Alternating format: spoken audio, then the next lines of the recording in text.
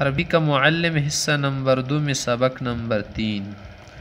آگے ہیں ہمارے پاس الفعل اللازم والمتعدی یا والمتعدی والفعل المعروف والمجہول. الدرس السابع عشر، سبق نمبر 17 میں یہی بیان ہے.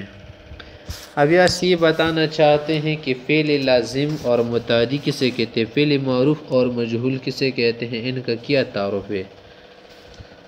تو کہتے کہ تم نے اردو کی قواعد میں یہ بات پڑھی ہے نا کہ فعل دو قسم پر ہوتا ہے، ایک کو کہتے ہیں فعل لازم، دوسرے کو کہتے ہیں متعدی. لازم کا کیا معنی ہے، یعنی وہ فعل جو صرف فاعل پر پورا ہو، یعنی فاعل سے مل کر بات پوری بن جائے. جیسے کہتے کرم زید، زید بزرگ ہوا، یعنی ایسے فعل میں مفعول کی ضرورت نہیں ہوتی، مفعول نہیں آتا. متعدی کا مطلب ہوتا ہے کہ فاعل اور مفعول دونوں سے ملے بغیر پوری بات نہیں بنتی، یعنی جب تک فاعل کے بعد آپ مفعول کو ذکر نہ کریں نا تو اس وقت تک بات مکمل نہیں ہوتی. آپ کہہ دیں کہ اکل زید، زید نے کھایا، تو چلو یہ بات تو پوری ہو گئی کہ زید نے کھایا، زید نے کسی کو مارا نہیں ہے، زید نے کسی کو پیٹا نہیں. لیکن یہ سوال تو پیدا ہوتا ہے کہ حضرت اس نے کیا کھایا، گوشت کھایا، سیب کھایا، امرود کیا کھایا، یہ سوال تو ہوتا ہے نا. تو اسی کے لیے آپ کو مفعول ذکر کرنا پڑے گا کہ اکل زید خبزا، روٹی کھائی اس، تو بات ختم ہو گئی. آگے کہہ رہے کہ اکثر متعدی افعال میں تو ایک ہی مفعول کی ضرورت پڑتی ہے نا، زیادہ کی نہیں، لیکن بعض افعال ایسی بھی ہیں جن میں دو مفعولوں کی ضرورت پڑتی ہے، دو کے بغیر بات پوری نہیں بنتی. مثلا جب آپ کہا جائے نا کہ حسب زید بکرن،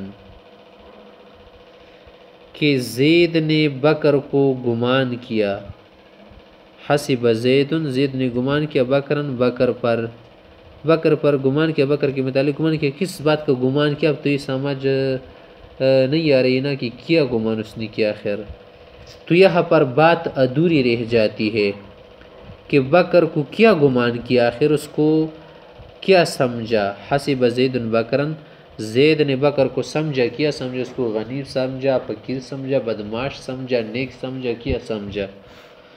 تو جب کہیں گے کہ غنیاً، کہ زید نے بکر کو خیال کیا، گمان کیا، اس کو سمجھا تونگر، مالدار سمجھا تونگر، نو اب بات کیا ہو گئی، حل ہو گئی. چلو اب سمجھ آ گیا کہ اس نے اس کو غنی سمجھا، ڈاکو نہیں سمجھا، تو بات پوری ہو جاتی ہے. اسی طرح جب آپ کہہ دیں کہ علم حامد خالدا صالحا، حامد نے خالد کو نیک جانا، تو بات پوری ہو گئی نا.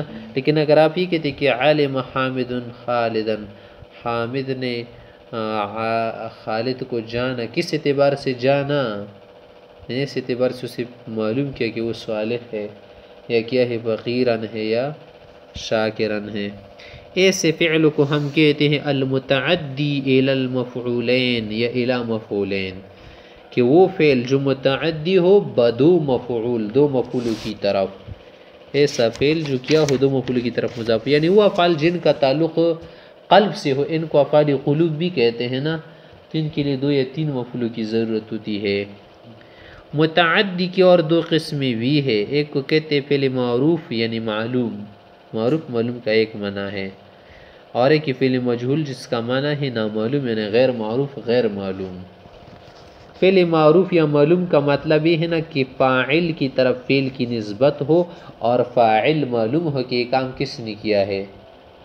آپ یہاں پر ٹوٹا ہوا برتن پا لے تو پوچھا جائے گا نا کہ کس نے اس برتن کو توڑ دیا ہے، تو یہ کہا جائے گا کہ کسرا الاناء، برتن تو توڑا گیا. اب اس کا معلوم نہیں ہے نا کہ کس نے توڑا ہے، اس لیے ہم کہتے کسرا الاناء.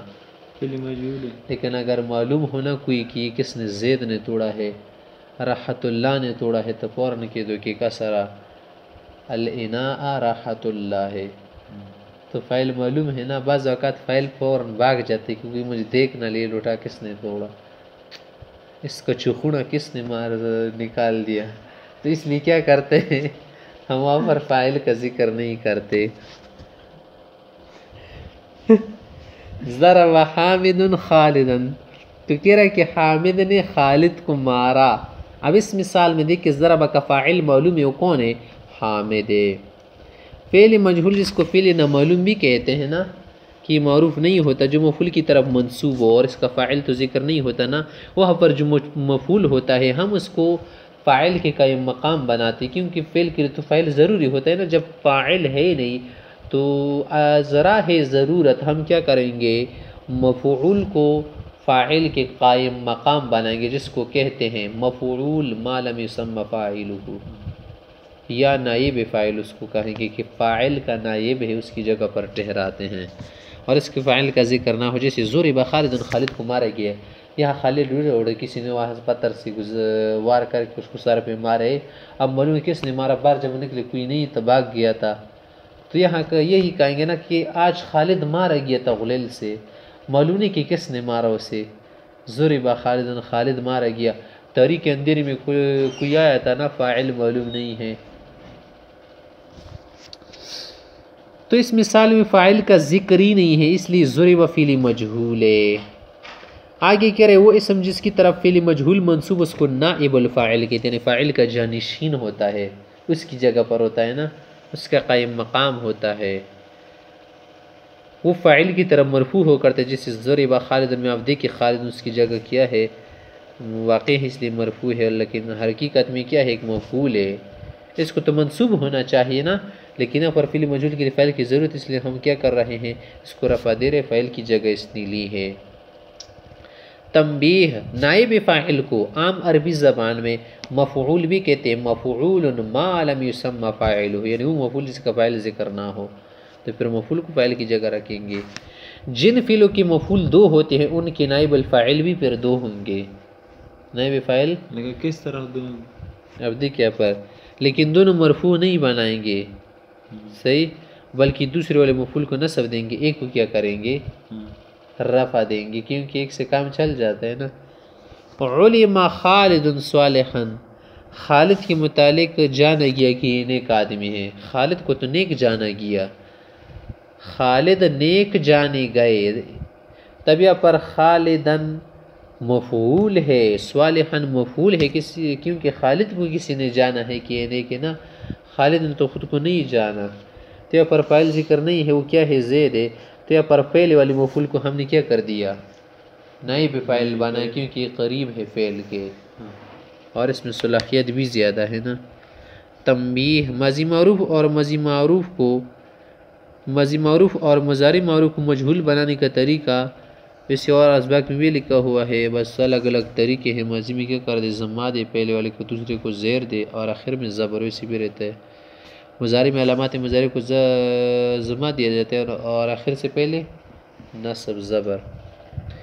آگے کہہ رہے کہ فعل لازم عام طور پر معروف ہی مستعمل ہوتا ہے، فعل لازم معروف ہوتا ہے، مجہول نہیں ہوتا، لیکن کبھی اس کے بعد کسی اسم پر حرف جر لگانے سے اس میں متعدی کے معنی پیدا ہو جاتے ہیں، اسی صورت میں اس کا مجہول آ سکتا ہے۔ اب ذہبہ کا یہ جو فعل ہے نا، ذہبہ یہ لازم فعل ہے، لیکن اگر آپ اس کو متعدی بنانا چاہیں نا تو پھر یہ اذہب نہ بناؤ باب فعال میں لے جا کے، نہیں، بس حرف جر داخل کرو۔ ذہب خالد بزید، یہاں ذہب متعدی بن گیا کیونکہ بزید کیا ہے، اس پر حرف جر داخل، اس کا مجہول آپ یوں بھی بنا سکتے، ذہب بزید، زید لے جایا گیا۔